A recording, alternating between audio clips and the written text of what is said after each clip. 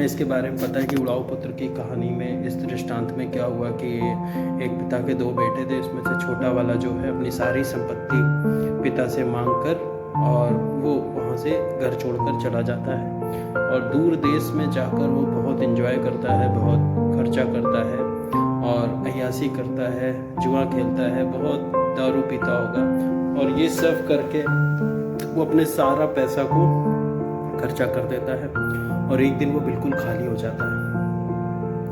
और उसके बाद उसको जब उसके पास पैसा ख़त्म हो जाता है, उसके कोई दोस्त उसका साथ नहीं देता, कहीं भी उसको काम नहीं मिलता है, हर व्यक्ति उसको ठुकरा देता है और उस देश में भी ऐसा अकाल पड़ जाता है कि उसको कहीं भी काम नहीं मिलता।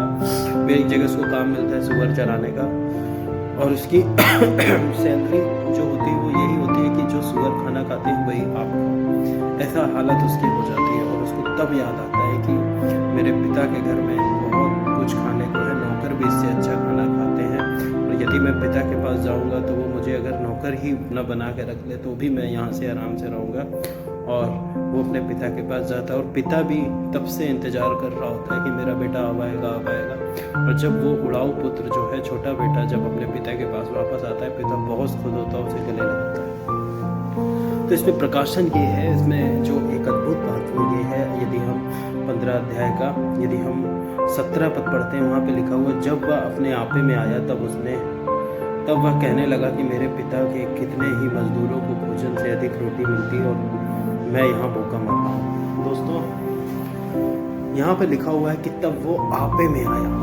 इसका मतलब था कि वो अपने आपे में नहीं था। वो कई बार क्या होता है कि हम सब भी, जैसे ये उड़ाऊ पुत्र छोटा बेटा अपने पिता के साथ था, अच्छा भोजन मिलता था, अच्छे कपड़े मिलते थे, संपत्ति का मालिक था और अपने पिता के प्रेम में भी वो उनके साथ रहता था, अपने पिता के प्रेम के अंदर वो था और सारी चीज़ें अच्छी थी, लेकिन वो आपे से बाहर था।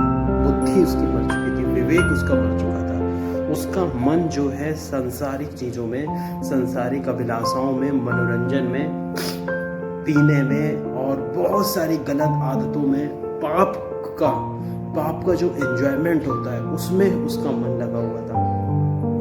और कई बार हम अपने पिता के बलवंत हाथ के नीचे होने के बावजूद भी, हम पिता के विश्वास की दौड़ में चलने के बाद भी, हम अपने परमेश्वर प्रभु यीशु मसीह के साथ अपना रिश्ता रखने के बावजूद भी हम क्या करते हैं, कई बार हम लोग क्या करते हैं कि हम उस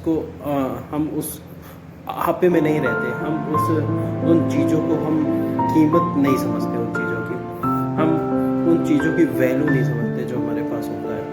और फिर कई बार क्या होता है कि हम पिता से दूरी बना लेते हैं, हम परमेश्वर से दूरी बना लेते हैं और जब हम परमेश्वर से दूरी बना लेते हैं तो इसके साथ क्या हुआ, सब कुछ खत्म हो गया।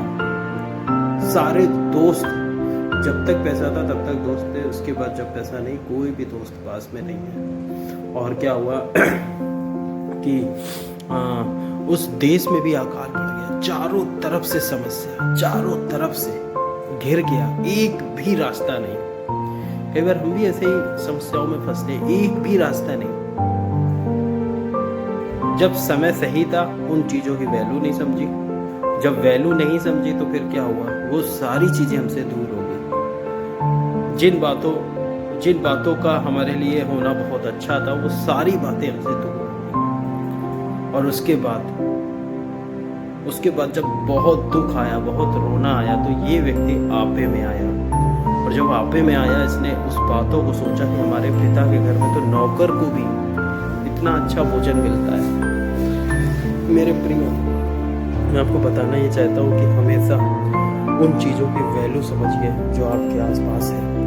अपने पेरेंट्स की, अपने भाई बहन की, परिवार की वैल्यू समझिए, अपने पैसे की वैल्यू समझिए, आपके पास जो कुछ भी है, थोड़ा है, उसकी वैल्यू समझिए और अपने पिता परमेश्वर के साथ अपने रिश्ते को अच्छा रखिए। जो कुछ परमेश्वर ने दिया है उसकी वैल्यू समझिए। अगर हम वैल्यू नहीं समझेंगे तो हमारा ध्यान हमको संसार की ओर ले जाएगा, पाप की ओर ले जाएगा, हमें दूसरी चीज़ें दिखाएगा, हमें दूसरे की चीज़ें अच्छी लगेंगी और ये चीज़ हमारी ज़िंदगी में होना बिल्कुल सही नहीं है। और हम अपने मन को फिरा कर हमें वापस परमेश्वर के पास आना पड़ेगा, हमें आपे में आना पड़ेगा, तब हमारे जीवन में वो सारी चीज़ें सही हो जाएंगी। तो परमेश्वर आज के वचन को आशीष करे। धन्यवाद।